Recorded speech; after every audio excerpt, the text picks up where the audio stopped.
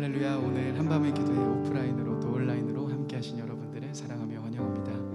이 시간 오신 분들 함께 서로 인사하며 나아갔으면 좋겠는데요, 이렇게 한번 인사했으면 좋겠습니다. 주님이 당신을 부르고 계십니다. 이렇게 같이 한번 인사하며 서로를 환영하며 또 함께 예배 자리에 나아가겠습니다. 우리를 초대하시고 또 우리를 오라고 말씀하시는 그 주님을 바라보며 이 시간 함께 찬양하며 나아가겠습니다.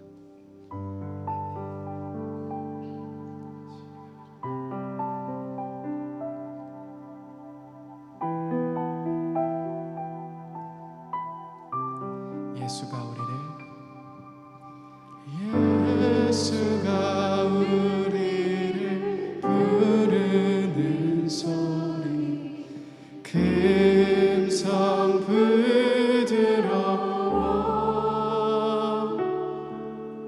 문 앞에 나와서 사면을 보며 우리를 기다리네.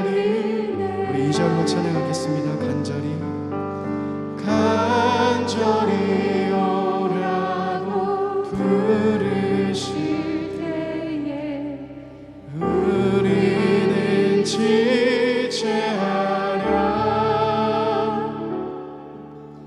주님의 은혜를 외아니 받고 못 들은 채 하려나.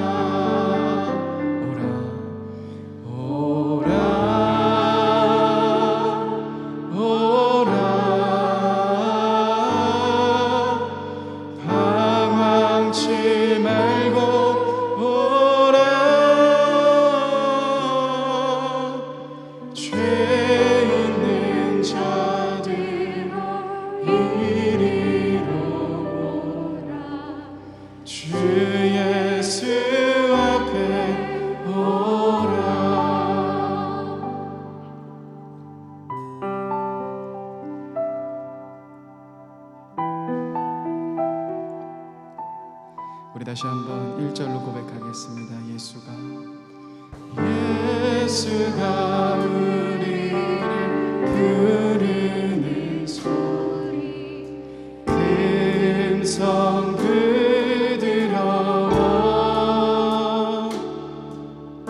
문 밖에 나와서 사면을 보며 우리를 기다리네. 오라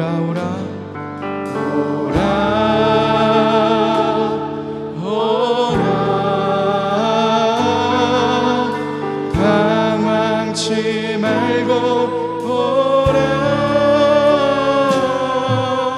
죄 있는 자들아 이리로 오라. 주 예수 앞에. 우리 3절로 찬양하겠습니다. 세월이 살같이 빠르게 지나 쾌락이 끝이 나고 사막의 그늘이 너와 내 앞에 돌리며 가리. 4절로 찬양하시겠습니다. 우리를 위하여 예비해 주신 영원한 집이 있어. 죄 많은 세상을 떠나게 될 때 영접해 주시겠네. 오라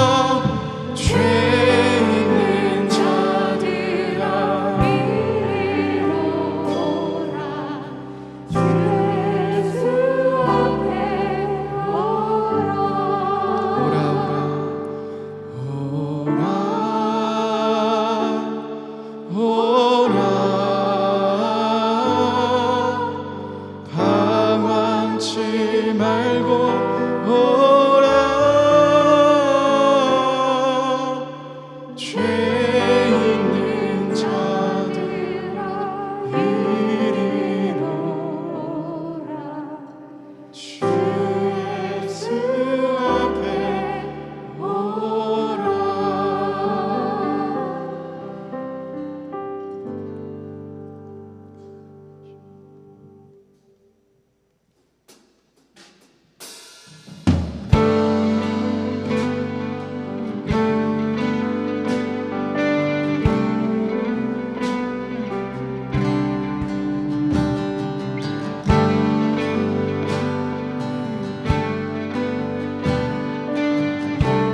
우리 함께 찬양하겠습니다. 주 안에 있는 주 안에 있는 나에게 단 근심이 있으랴. 십자가 밑에 나아가 내 짐을 끌어. 그 두려움이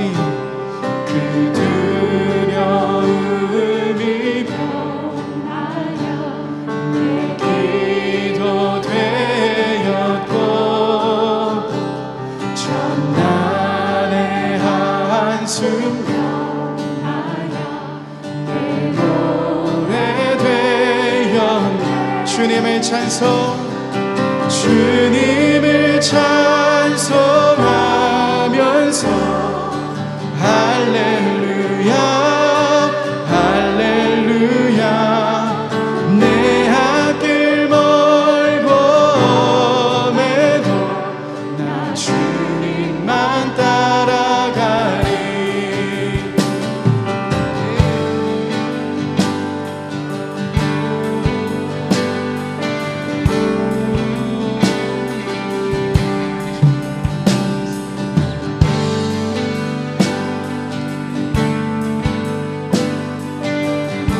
우리 3절로 찬양하겠습니다. 내 주는 자비하셔서 늘 함께 계시고, 내 궁핍함을 하시고 늘 채워주시고, 내 주와 맺은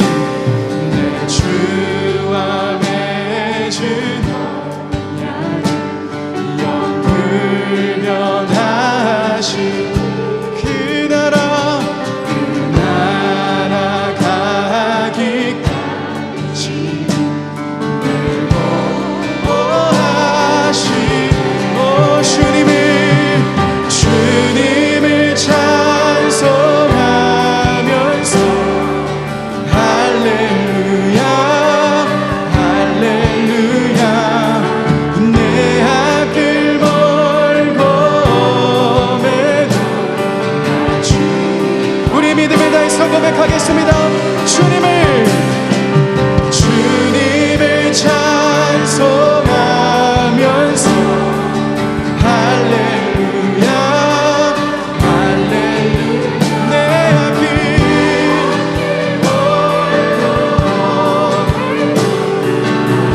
다시 한번 우리들의 마음을 다해서 고백하겠습니다.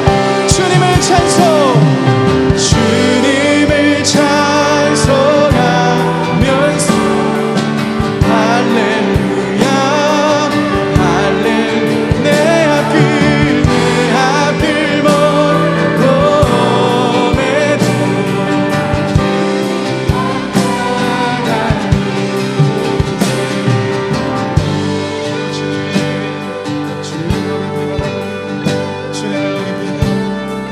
주님을 찬양합니다. 우리들의 모든 마음들 다해서 주님께 고백합니다. 주님을 높이 바라보며, 오 주님을 높이 바라보며,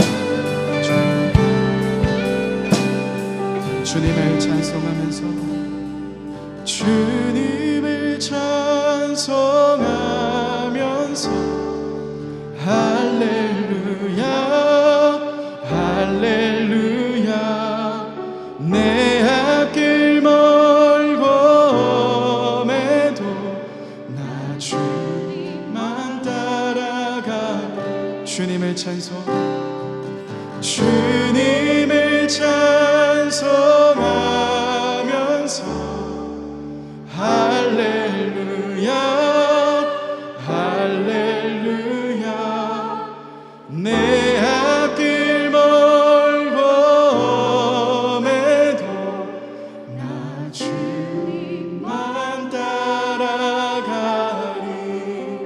우리와 함께 계신 우리 주님께 우리 영광의 박수 올려드리겠습니다. 아멘. 주님이 우리와 함께 하십니다. 아멘. 주님, 여러분 이 시간 우리 앞뒤 분들 다시 한번 이렇게 믿음으로 선포했으면 좋겠습니다. 주님이 우리의 기쁨 되십니다 라고 믿음으로 함께 선포하면서 나아갔으면 좋겠습니다. 이 시간 우리 만족함이 없었네 함께 찬양하겠습니다. 우리 박수 치면서 함께 찬양하십니다.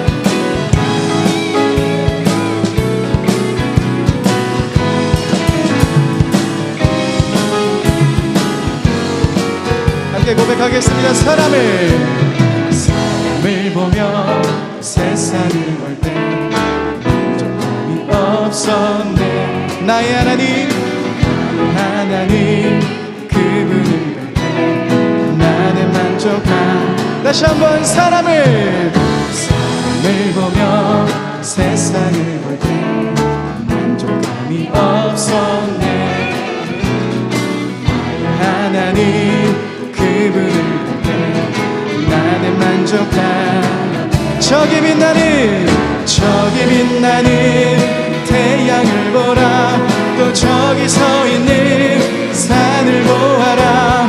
천지 지으신 우리 여호와 나를 사랑하시니 나의 하나님 한 분만으로 나는 만족함.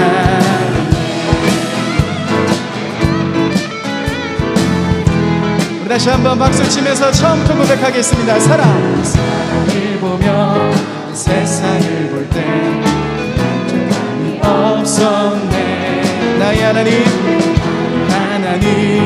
그분을 볼 때 나는 만족함. 다시 한번 사람을 보며 세상을 볼 때 만족함이 없었네.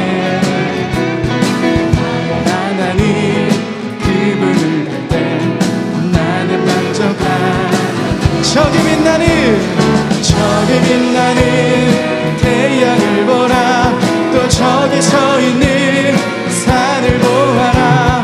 천지 지으신 우리 여호와 나를 사랑하시니 나의 하나님 한 분만으로 나는 만족. 다시 한번 저기 빛나는 태양을 보라. 또 저기 서 있는 산을 보아라. 천지 지으신 우리 여호와 나를 사랑하시니 나의 하나님 한 분만으로 나는 만족함. 동남풍아 불어라. 서북풍아 불어라. 가시밭에 백합화 예수야 할렐루야 아멘. 가시밭에 백합화 예수야 할렐루야. 다시 한번 고백하겠습니다. 동남풍아 불어라. 서북풍아 불어라. 가시밭에 백합화 예수야 할렐루야. 가시밭에 백합화 예수야. 우리 다시 한번 우리 믿음을 다해서 고백하겠습니다. 동남풍아 불어라. 서북풍아 불어라. 가시밭에 백합화 예수야 할렐루야. 가시밭에 백합화 예수야. 우리 이번에 우리의 목소리를 고백하겠습니다. 동남풍아 불어라. 서북풍아 불어라. 가시밭에 백합화 예수야 할렐루야. 가시밭에 백합화 예수야 할렐루야. 저기 빛나는 태양을 보라. 또 저기 서 있는 산을 보아라. 천지 지으신 우리 여호와 나를 사랑하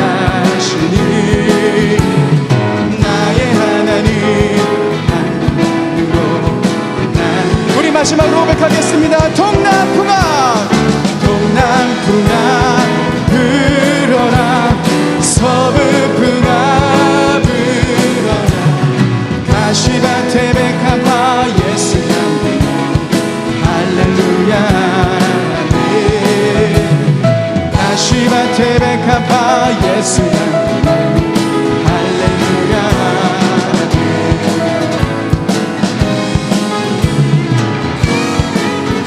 우리 기쁨 되신 주님께 우리 감사의 박수 올려드리겠습니다. 주님 감사합니다. 네, 감사합니다. 네.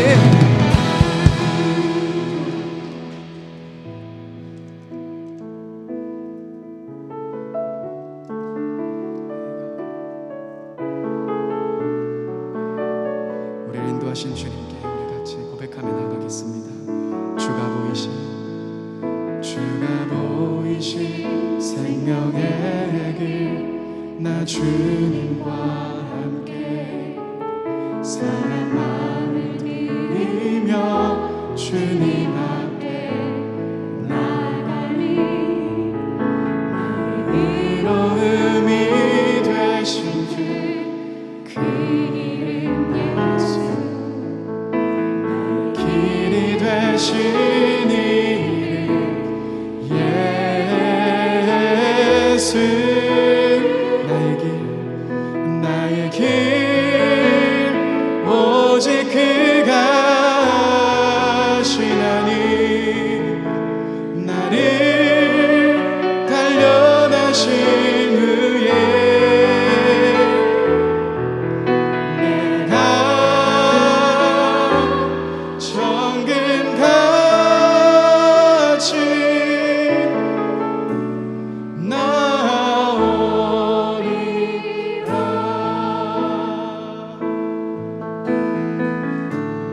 정금같이 다시 한번 고백하겠습니다. 주가 보이신 생명의 길 나 주님과 함께 상한 마음 드리며 주님 앞에 나가니 의로움이 되신 주 나의 길이 되신 이름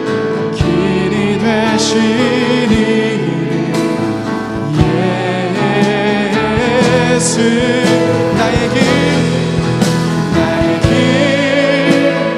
오직 그가 하시나니 나를 단련하신 후에 내가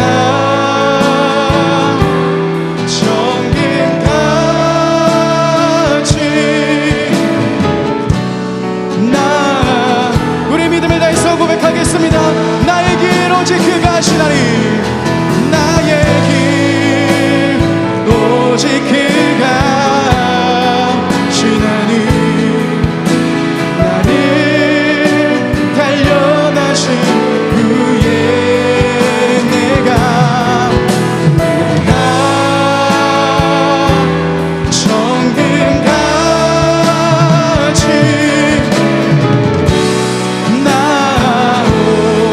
다시 한번 고백하겠습니다. 나의 길 오직 그가 나의 길 오직 그가 하시나니 나를 단련하신 후에 내가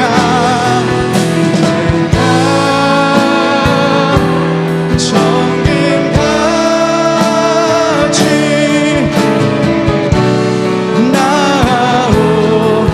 광야의 길을 만드시고 날 인도해 광야의 길을 만드시고 날 인도 사막의 강 만드신 곳도라 하늘과 땅 변해도 주의 말씀 영원히 내 삶 속에 새 일을 행하리 나의 가는 길 주님 인도하시 그는 보이지 않아도 날 위해 일하시네. 주의 인도자 항상 함께 하시네. 사랑과 힘 날 부시며 인도하시네. 우리 잠잠히 고백하겠습니다. 나의 가는 길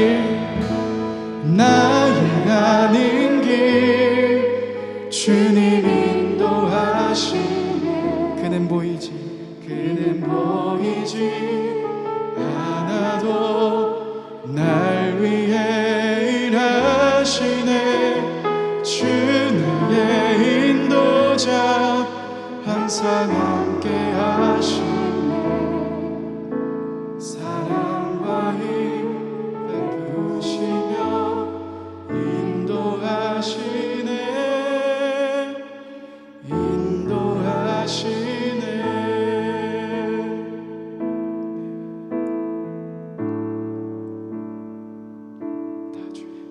다 주의 크신 이름 높이며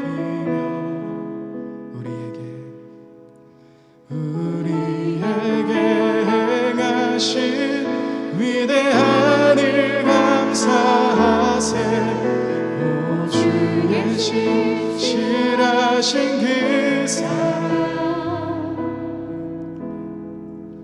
온 땅과 하늘 위에 계셔 홀로 영원하신 이름.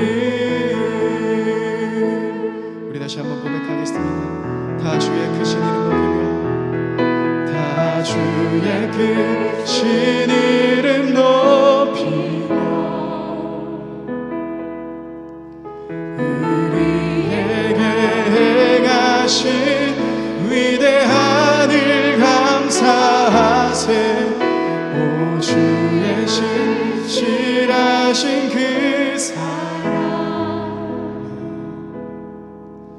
온 땅과 하늘 위에 계셔 홀로 영원하신 이름. 여러분 이 시간 같이 한번 기도하며 나아가겠습니다. 이 시간 기도하실 때 주님이 우리들의 삶 가운데 신실하게 일하십니다. 주님이 여러분들의 삶 가운데 여러분들의 가정 가운데 놀라운 일들을 일으키십니다. 주님이 우리 교회 가운데 놀라운 변화의 바람들을 불게 하십니다. 여러분 이 시간 그 주님의 일들을 기대하며 주님 우리가 주님을 바라봅니다. 우리들의 상황과 환경이 아닐지라도 주님을 신뢰하며 나아갑니다. 주님 한 분만을 붙잡으며 나아갑니다. 주님의 계획이 우리들의 삶 가운데 이루어지며 우리 교회 가운데 이루어질 수 있게 달라고 이 시간 같이 한번 기도하며 나아가겠습니다. 함께 같이 기도하시겠습니다. 주님 우리들의 모든 삶을 다시 한번 깨우며 나아갑니다. 오 주님 우리 가운데 임하소서. 주님 우리들의 모든 삶이 다시 한번 일어날 수 있도록 인도하여 주옵소서. 하나님 상황과 환경 속에서 하나님 넘어져 있는 것이 아니라 다시 한번 주님의 놀라운 은혜를 바라보며 나아갑니다. 하나님 우리 가정 가운데 임하실 주님을 바라보며 나아갑니다. 우리 교회 가운데 임하실 주님을 바라보며 나아갑니다. 오 성령 하나님 일하소서. 오 성령 하나님 일하소서. 주여 주님을 바라보며 나아갑니다. 오 주여 우리 교회 가운데 신실하게 일하여 주옵소서. 주님의 놀라운 일들이 우리 가운데 일어날 것을 우리가 기대하며 나아갑니다. 오 주여 임하소서.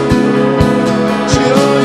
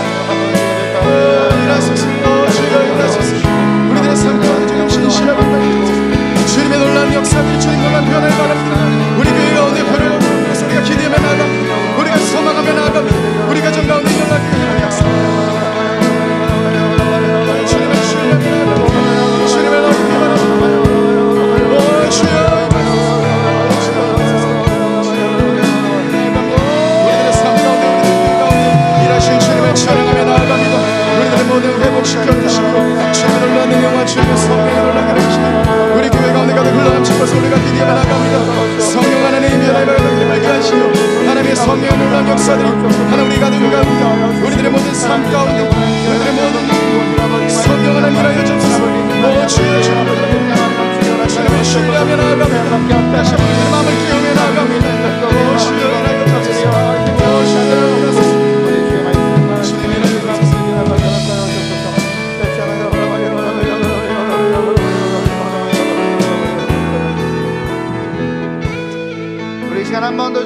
기도하며 나아갔으면 좋겠습니다.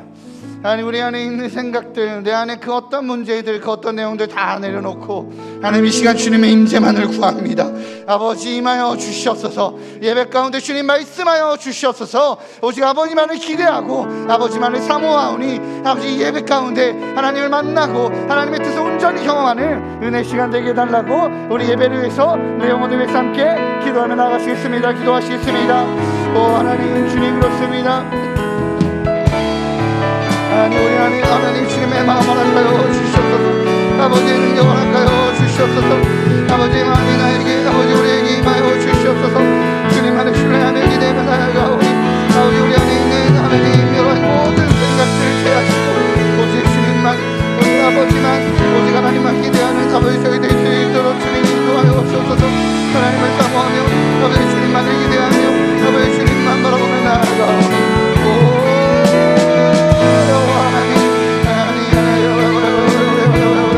예배를 방해하고 우리의 생각을 방해하고 우리로 하여금 주님께 나아가지 못하게 만드는 모든 악한 사람 말이야. 예수로 명하노니 떠나갈지어다, 떠나갈지어다.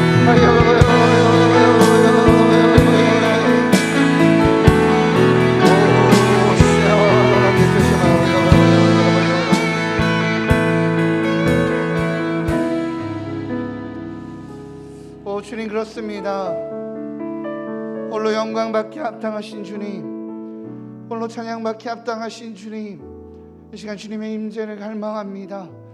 하나님 하늘문을 열어주시고 우리의 생각을 열어주시고 우리의 심령을 열어주셔서 오직 주님만을 예배하고 주님만을 높이는 은혜의 시간 되게 허락하여 주옵소서.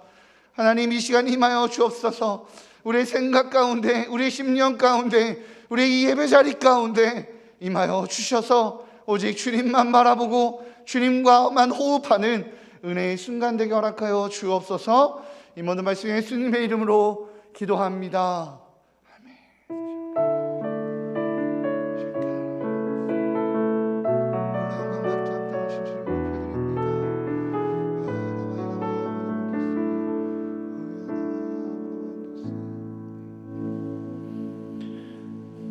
예배 가운데 하나님께서 홀로 영광 받으실 줄 믿습니다.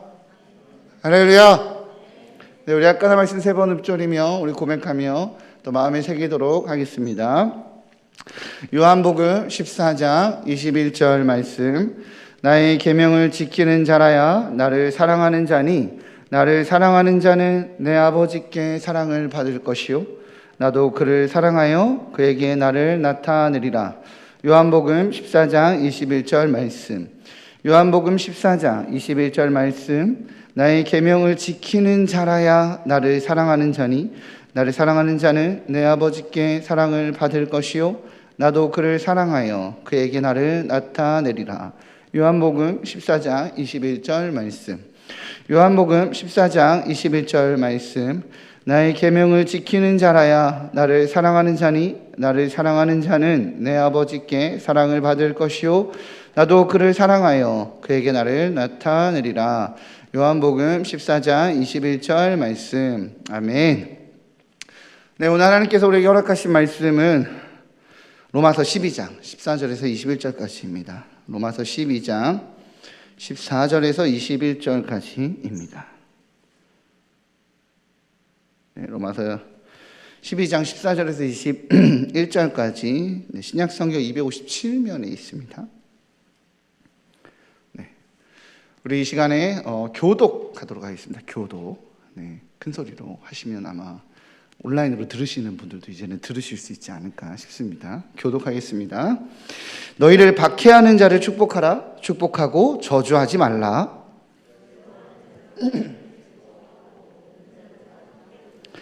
서로 마음을 같이하며 높은 데 마음을 두지 말고 도리어 낮은 데 처하며 스스로 지혜 있는 채 하지 말라.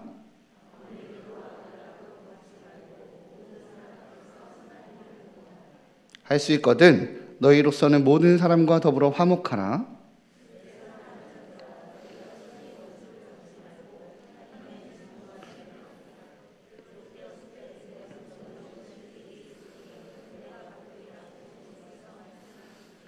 내 원수가 줄이거든 먹이고 목마르거든 마시게 하라. 그리함으로 내가 숯불을 그 머리에 쌓아 놓으리라.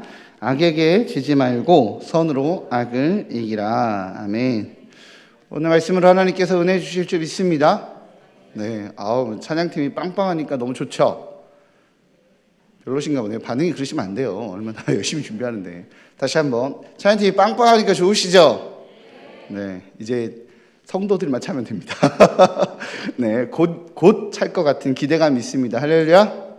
네, 예배 가운데 우리 하나님께서 신실하게 임하실 줄 믿습니다. 할렐루야. 네, 4월은 사명의 사람이라는 주제로 말씀을 현재 전하고 있습니다. 한밤의 기도회는. 그래서 오늘은 사명을 위해 하나님을 신뢰하는 사람들이라는 제목으로 하나님 말씀 전하고자 합니다. 우리 하나님 신뢰하시죠? 하나님 정말 신뢰하십니까?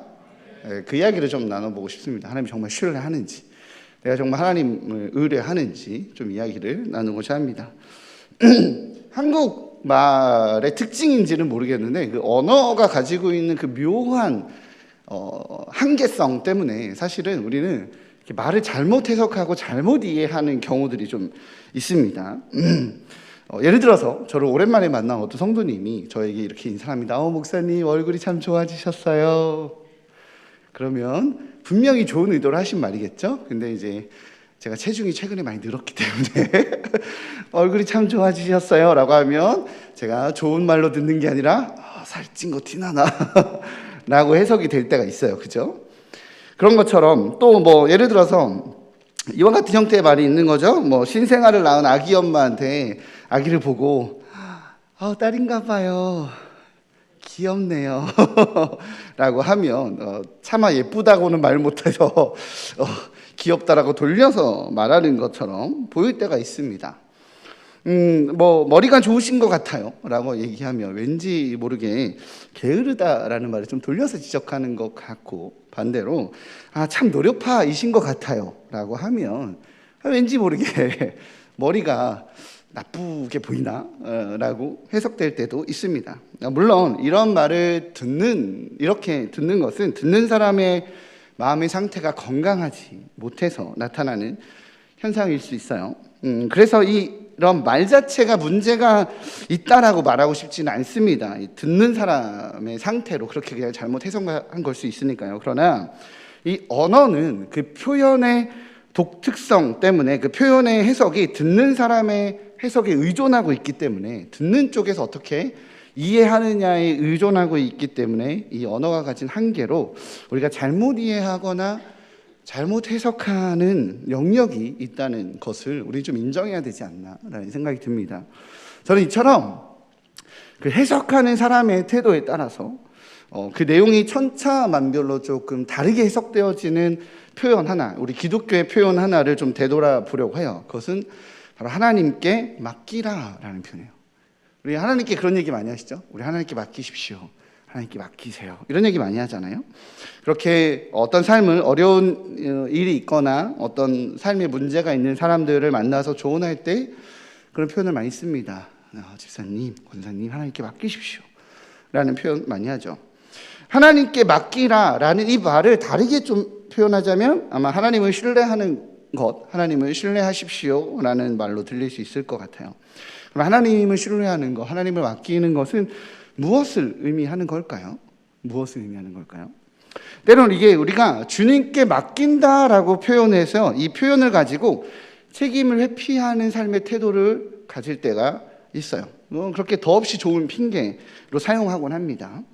해결을 위해 애쓰고 수고하지 않아도 하나님께 맡겨라면 이게 맡기고 있습니다 라고 하면 믿음 좋은 사람으로 보이고 아무 걱정하지 않는 모습으로 보입니다.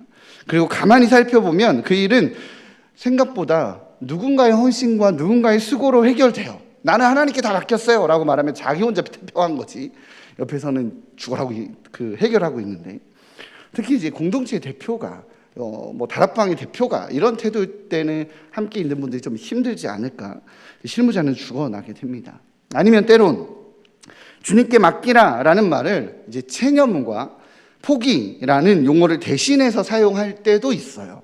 가만히 살펴보면 계속적으로 고통과 아픔을 이제 나에게 호소하는 사람이 있는데 그 사람에게 주님께 맡깁시다 라고 말해버려요. 그러면 분위기가 어떻게 형성이 되냐면 더 이상 그 일에 대해서 나에게 말하지 마세요 가 돼버리는 거죠. 그러한 포기하도록, 나에게 말하는 것을 이제 더 이상 하지 못하도록 하는 고급 기술로 사용하게 합니다. 더 이상 붙들고 있지 못하고 내려놓게 하는 표현으로 사용하고 있지는 않나 생각을 해봐요.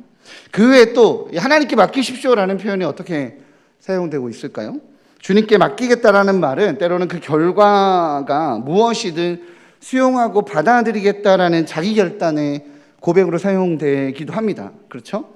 뭐 예를 들면 대학 입시, 뭐 회사 취업 이런 등의 어떤 결과를 기다려야 할 때 저는 하나님께 맡겼습니다 라고 표현한다면 아마도 그 결과와 그 결정이 어떠한 결과가 나오든 이렇게 받아들이겠다라는, 인정하겠다라는 자기 결단의 고백으로 사용되기도 하는 것 같습니다.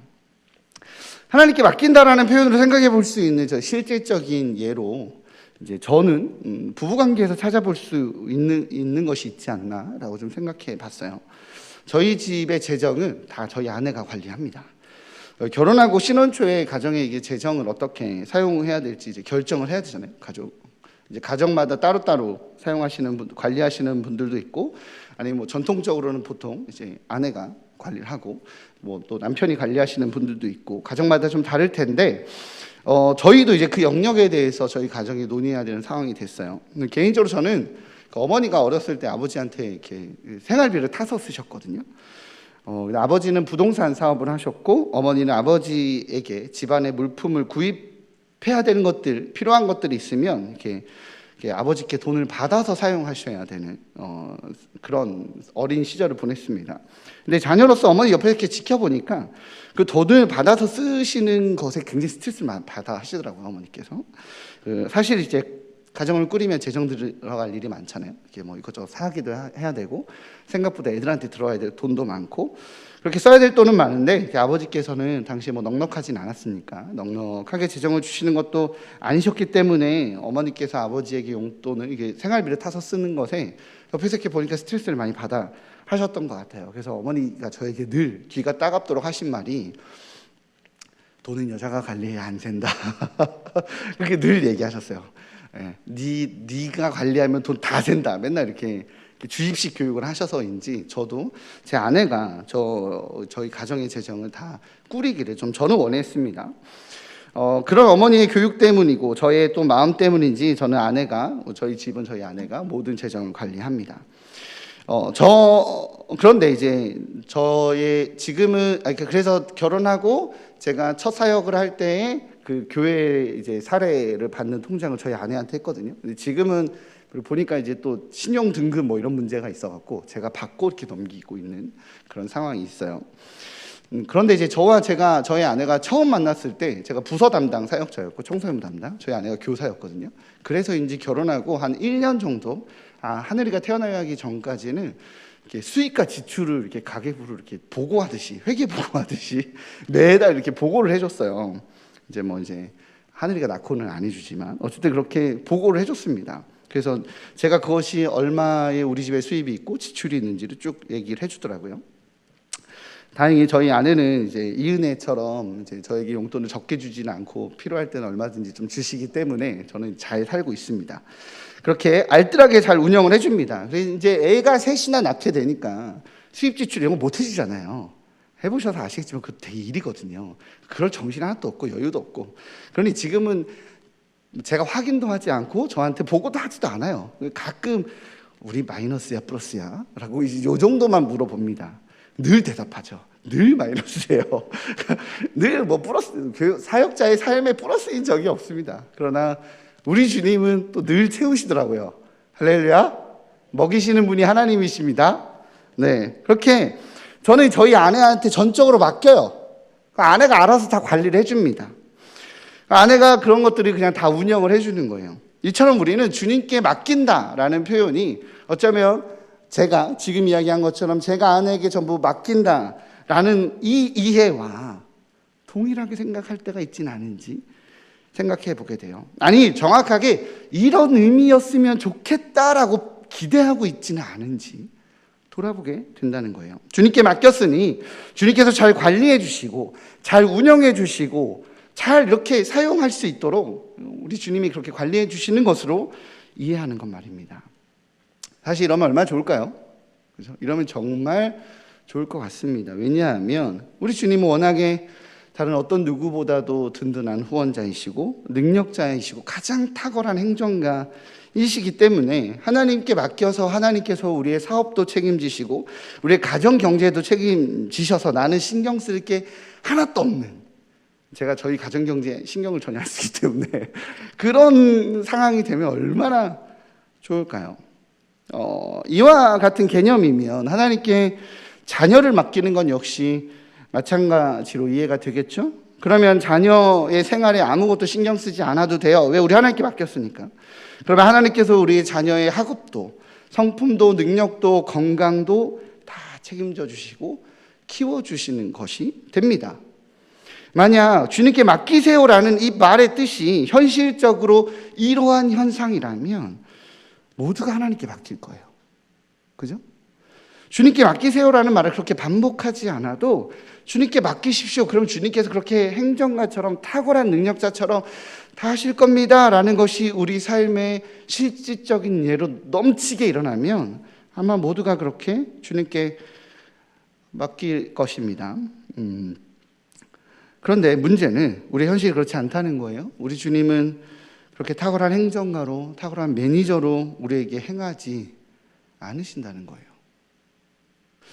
만약 우리가 우리의 가게를 주님께 맡겨드립니다, 우리 가게의 주인은 하나님이십니다라고 고백하며 주님께서 주관하시고 주님께 맡겨드리면 우리 하나님의 역할은 뭘까요? 하나님의 역할은 손님을 끌어오는 것일까요? 아니면 유능한 매니저처럼 아까 얘기한 것처럼 우리 주님께서 직접적으로 이 가게를 운영하시는 것일까요? 홍보도 하시고 천사들을 동원하셔서 오고 가는 손님들도 체크해 주시고 연계해서 사업해야 하는 사람도 이렇게 막 붙여주시는 이런 역할들이 우리 주님의 역할일까요? 맞습니다, 틀립니다 라고 말하기는 좀 어려운 영역은 있어요. 왜냐하면 우리 주님이 실제로 그렇게 하실 때도 있거든요. 우리 주님이 실제로 그렇게 개입하셔서 직접적으로 운영하실 때도 있기 때문에 이게 맞냐 틀리냐라고 말하고 싶지는 않습니다. 그러나 오늘 좀 보고자 하는 것은 우리 주인 되신 하나님의 영역이 아니라 주님께 맡겼을 때 우리의 영역, 우리의 태도, 우리의 행위는 무엇일까요? 우리는 무엇을 해야 되는 거죠?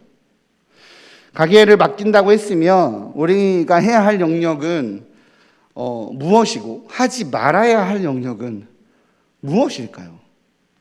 하나님께 맡긴다고 했으니 유능한 매니저에게 모든 것을 맡기고 저녁에 이렇게 매상만 띠링 오늘도 흑자네 라고 하는 그 역할만 하면 되는 걸까요? 그것이 우리가 해야 될 태도일까요? 이 맡긴다라는 표현 안에 숨겨진 수많은 해석으로 하나님의 역할과 우리의 역할이 사실은 굉장히 불분명해졌어요. 그렇게 이해되어져 버린 건 아닌가라고 우리는 생각해 보게 됩니다. 그러나 오늘 본문은 하나님께 맡기는 것, 하나님을 신뢰하는 것의 진짜 의미가 무엇인지를 설명해 주고 있습니다. 그래서 오늘 좀 본문을 보기 원해요. 오늘 본문에서 말하는 하나님께 맡기는 삶, 하나님을 신뢰하는 삶이 뭐냐면요, 결론적으로 말씀드리면 바로 시키는 대로 하겠다라는 겁니다. 왜죠? 그런데 만약 이것이 아니라면 하나님께 맡긴다라는 말은 굉장히 무책임한 것이 될 수 있습니다.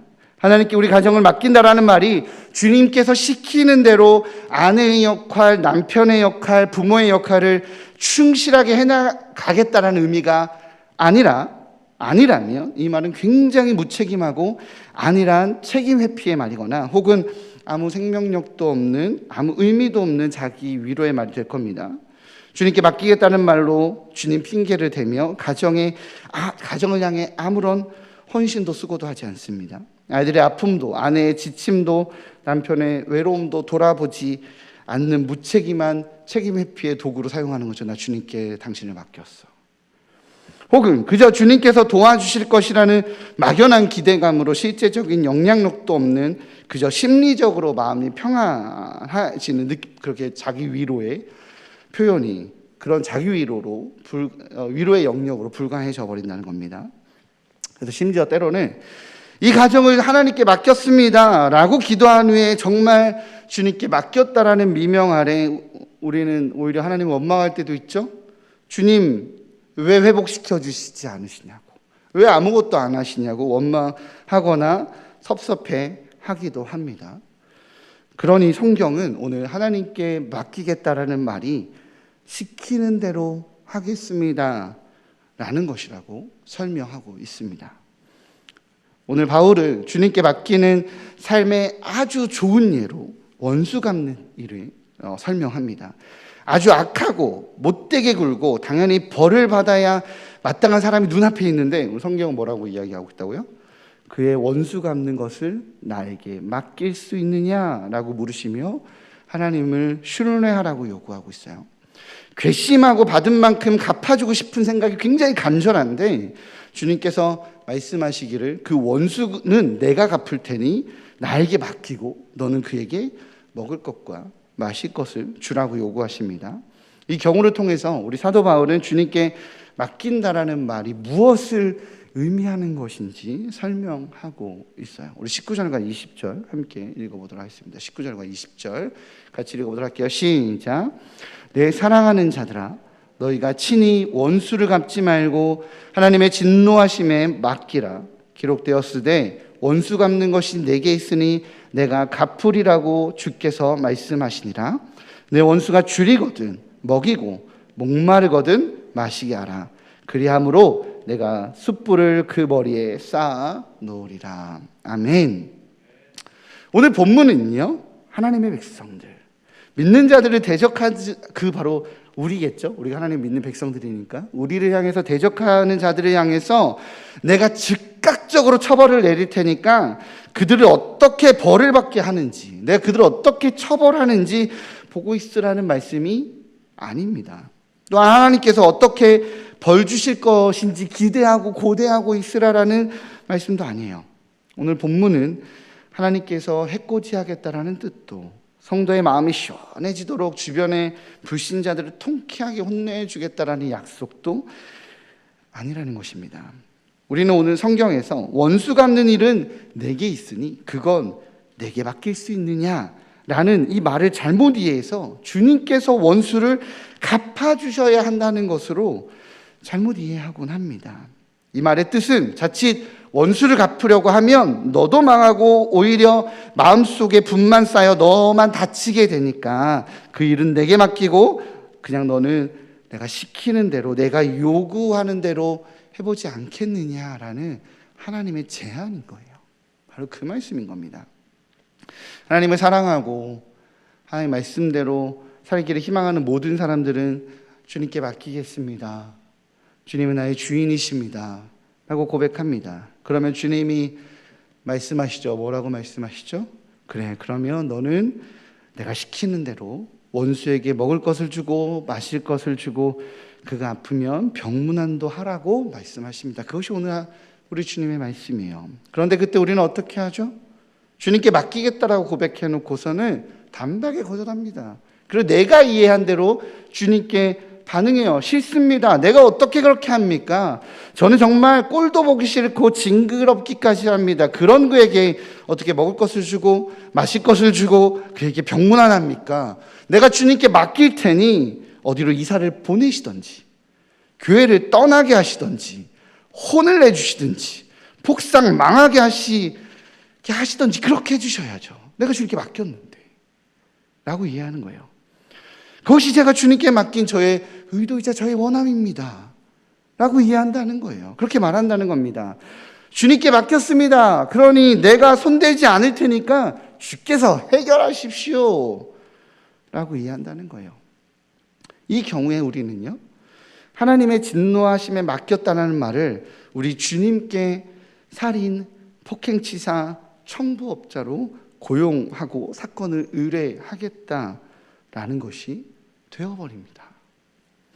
나는 손 안 댈 테니까 주님께서 해결해 달라는 것은 주님께 악함을 종용한 것이 되어버린다는 거예요. 이러한 마음의 중심에는 뭐가 있냐면요, 주님의 공의를 믿지 않는 불신이 있는 것입니다. 주님의 공의를 믿고 주님께 맡긴 사람은요, 싫어도 어려워도 주님께서 시키는 대로 하는 것이 최상이라고 생각하고 주님께서 시키는 대로 하는 것이 의미 있는 것이라고 생각합니다. 주님께 맡겼으니 내가 원하는 대로 주님이 행하셔서 나를 충족시켜야지라고 이해하지 않는다는 거예요. 주님의 공의를 신뢰하는 사람들은. 예를 들어서 어느 유명하고 유능한 스승을 찾아갑니다.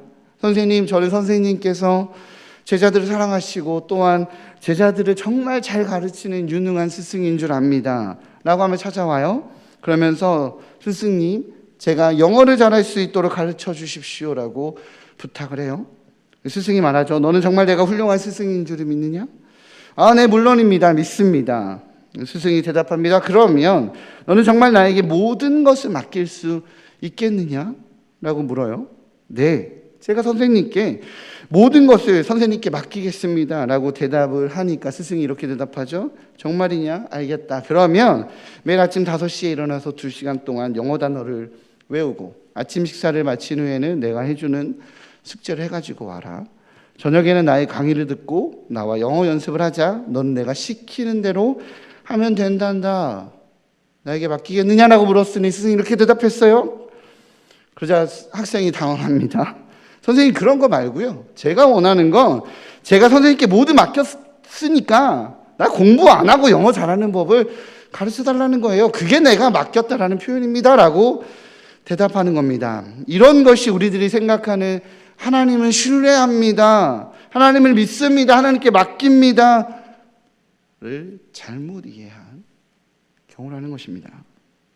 우리가 주님께 우리의 가정을 맡기겠다라고 대답하며 주님께 올려드리면, 고백하면 우리 주님은 이렇게 얘기하세요. 너는 정말 나에게 맡길 수 있겠느냐?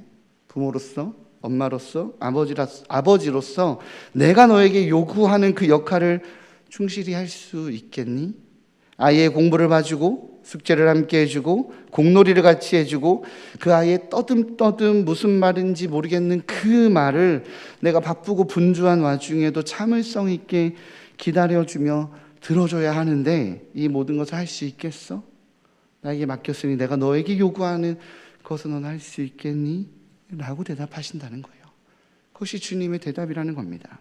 그것이 바로 오늘 본문에서 말하는 우리 주님이 대답하시는 특성이라는 겁니다. 박해하는 자를 축복해라.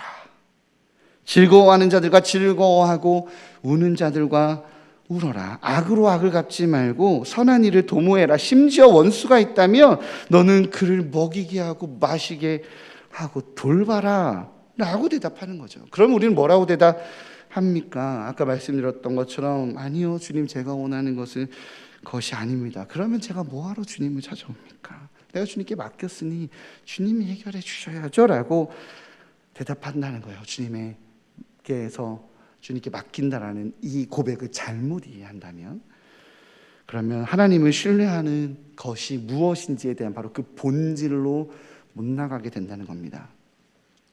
저희 집 첫째 아들인 하늘이와 둘째 아들인 한결이는 친합니다. 근데 애들은 친해도 싸워요. 그죠? 아주 많이 싸웁니다. 참 친한 형제들이지만 참 자주 싸워요. 하루는 하늘이가 이렇게 블럭으로 멋진 집이나 우주선 이런 걸 만들었어요. 오랜 시간 공을 들여 만들었습니다. 그런데 우리 한결이가 둘이 3살 차이거든요. 그것을 팍 망가뜨립니다. 그럼 하늘이가 어떨까요?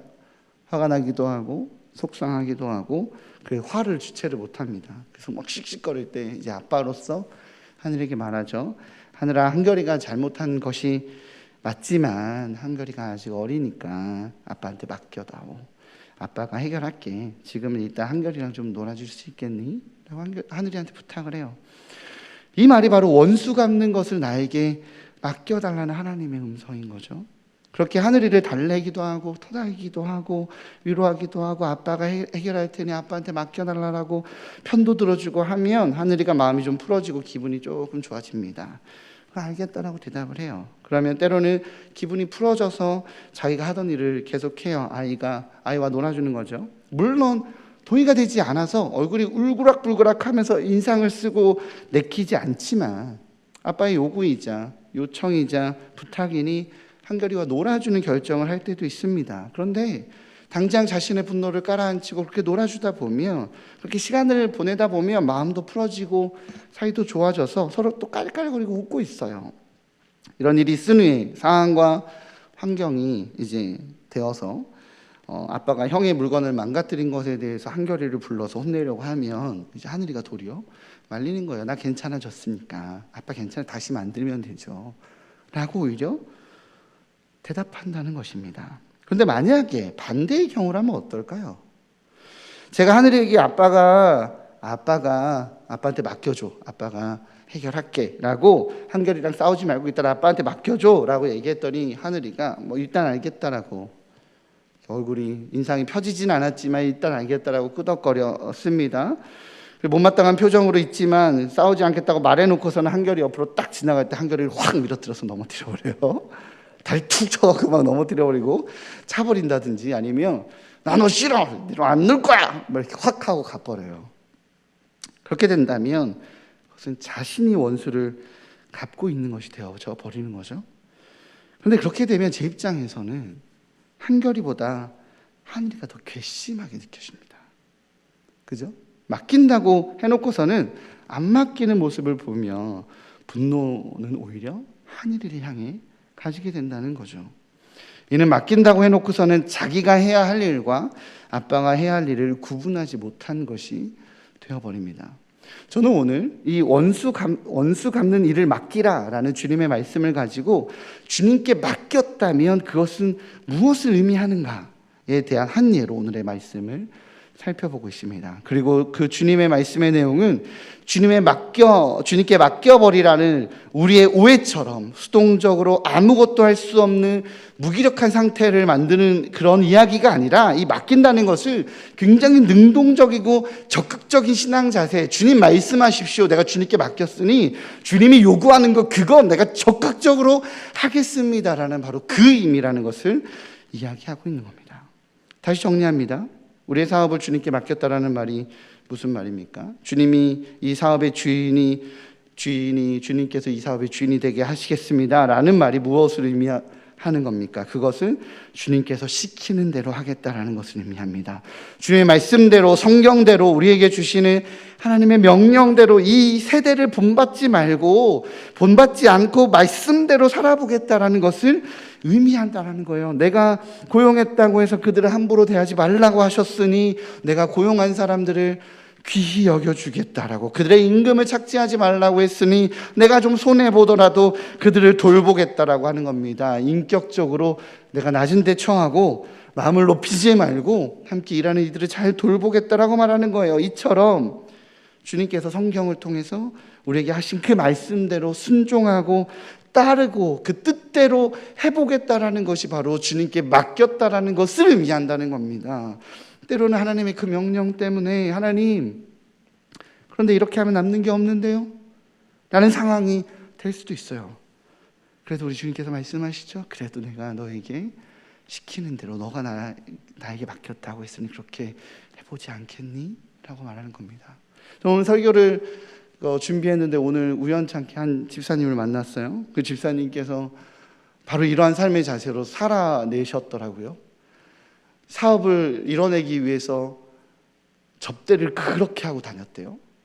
그런데 접대는 이제 안 하겠다라고 결단을 하고 그것도 다 끊어버려서 정말 아무것도 안 될 거라고 생각을 했는데, 이제는 기업에서 찾아와서 나를 찾는 그런 기업이 됐다라는 고백을 오늘 대화를 나누면서 하게 됐습니다.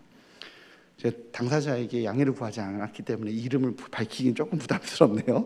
오늘 갑자기 대화한 거라. 그것이 주님께 맡긴다라는 바로 그 뜻이라는 겁니다.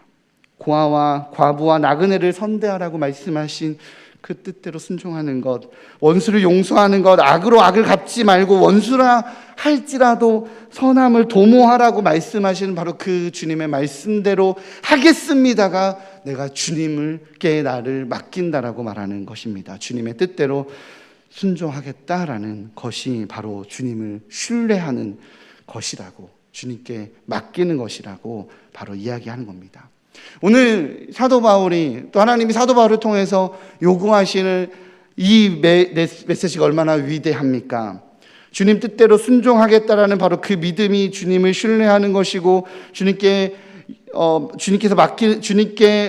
원하시는 대로 맡기겠다라고 하는 그 바로 첫 행동으로 우리 사도 바울은 우리 하나님을 원수에 대한 용납하는 태도를 이 로마서를 통해서 요구하십니다. 이것이 얼마나 무리하고 놀라운 요구일까요? 오늘 본문의 독자가 되는 로마에 있는 기독교인들의 원수는 누구겠습니까? 아마도 지배층인 로마의 권력자들 아니겠어요? 그들은 유대 기독교인들의 집을 빼앗았습니다. 나라를 빼앗았어요. 그리고 권력자들은 군병들을 대동하고 폭력적인 요구들을 일삼았습니다. 그것이 바로 이 편지를 받아보는 이들의 삶의 자리고 배경이에요. 로마는 전복해야 될 대상이고 쓰러뜨려야 되는 목표였습니다. 그렇게 유대인들이 기대하는 메시아는 이스라엘을 회복시키고 독립시켜야 하는 지도자였어요. 그런데 그런 그들에게 원수를 돌보라고, 그게 나에게 맡기는 거라고 이야기하는 거예요.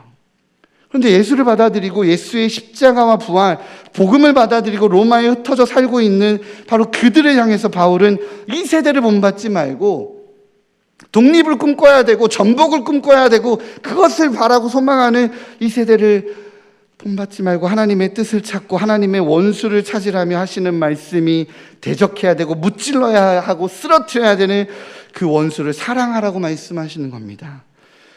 나를 믿고 원수가 줄이거든 먹이고 목마르거든 마시게 하라고 말합니다. 그들과 더불어 화목하라고 말씀하십니다. 그것이 나를 믿는 것, 나에게 맡기는 것이라고 말합니다. 여러분 순종하실 수 있겠습니까? 일제 치하에서 일본인들을 향해서 만약 어떤 목회자가 이런 메시지를 던졌다면 어땠을 것 같아요? 일본 앞잡이라는 이야기를 듣지 않았겠어요? 그런데 우리 주님은 그것을 요구하세요. 그리고 그 복음을 받아들인 이 기독교인들은 하나님을 신뢰하여 이 말씀에, 이 말도 안 되는 요구에 순종합니다. 그래서 원수이자 대적인 로마를 향해서 하나님의 선하심을 드러내는 사역자의 삶을 살아내죠. 그래서 대적이자 원수인 이방인들을 섬깁니다. 그렇게 그들은 악에게 악으로 대하지 않고 선을 행함으로 그 악을 이겨내요. 하나님을 신뢰하여 주님의 요구대로 순종한 이들은 하나님의 사명자로 로마를 복음화시키고 유럽을 복음화시키고 열방을 주님께 돌아오는 통로로 사용됩니다. 하나님을 신뢰하여 주님의 요구대로 악으로 악을 갚지 말고 너희가 대적하고 쓰러뜨려야 될 그 사람들을 섬겨라. 나를 믿고 그렇게 해주렴이라는 바로 그 사명을 주님께 순종하여 바로 복음화라고 말하는 이 사명을 이뤄가는 사명자의 삶을 살아가는 존재가 되었다는 것입니다. 주님을 신뢰하십니까? 주님을 신뢰하십니까? 그렇다면 주님께서 요구하시는 그대로 순종하시기를 주님으로 축복합니다. 잘 안 돼도 그것이 주님을 신뢰하는 것입니다. 내 삶에 양보하지 못하겠습니다. 주님, 나는 이거는 절대 양보하지 못하겠습니다라는 바로 그 영역을 포기하시기 바랍니다. 그 영역의 변화를 일으키시기 바랍니다. 사명자로 주님의 뜻을 드러내는 삶이 되시기를 바랍니다. 우리는 바로 그 사명에 부름받은 자들입니다. 나의 뜻에, 나의 원함에 하나님을 끌어다가 주님 신뢰합니다, 주님 맡기겠습니다 라고 말하며 주님을 이용하는 자가 아니라 주님 신뢰합니다, 주님 맡기겠습니다 라고 말하기에 주님 나를 사용하여 주십시오. 내가 온전히 맡길 나의 스승이시여 원대로 쓰십시오. 내가 순종하겠습니다 라고 내 삶을 드리는 자가 사명을 위해 하나님을 신뢰하는 자, 바로 성도입니다. 그 사명을 이뤄가기에, 바로 그 사명을 이뤄가는 삶을 살아가시기에 선으로 악을 이기는 삶, 세상이 감당하지 못하는 하늘에 속한 삶을 살아가시는 우리 일산 중신의 귀한 성도님들 되시기를 주님의 이름으로 축복합니다.